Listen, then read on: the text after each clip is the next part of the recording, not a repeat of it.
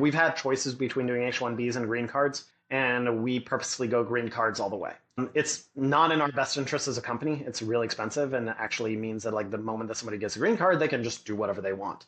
That being said, I personally think that's a much better route. Now, sometimes you can do the H-1B game and that's a little easier and whatnot. But if there was one, I would prefer spending more money and giving people like the option to be able to just have the flexibility and not being kind of like shackled to a company.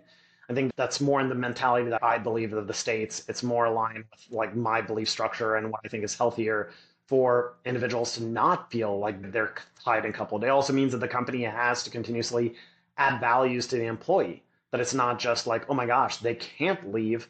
You have to be able to serve the clients and that your employees are part of the group that you're serving as an organization. I would say it's broken. I think H-1Bs can have utility to it if you didn't have the massive companies that, will have like 4,000 H-1Bs that never turn in green cards and they just suck all the information and then send them back to the original country. Not at all saying that I don't want other companies or other countries to succeed or anything like that, but the intent of it is very much a come in, kind of dangle this carrot that you could be here, but you never really get it. And you can't really leave because it's kind of a pain in the butt to try and ship to companies. You don't truly have liberty.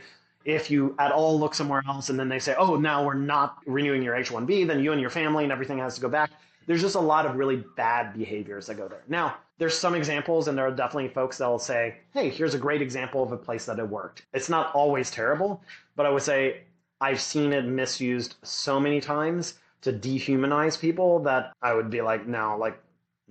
Maybe having a rule that says something like, hey, if you have X number of H-1Bs, you're required to have a certain amount of them that turn into green cards, I think would be like a solid, honestly, that would probably solve most of the problems. But I imagine that there's lobbyists out there that would probably not be super psyched about keeping that or making that change.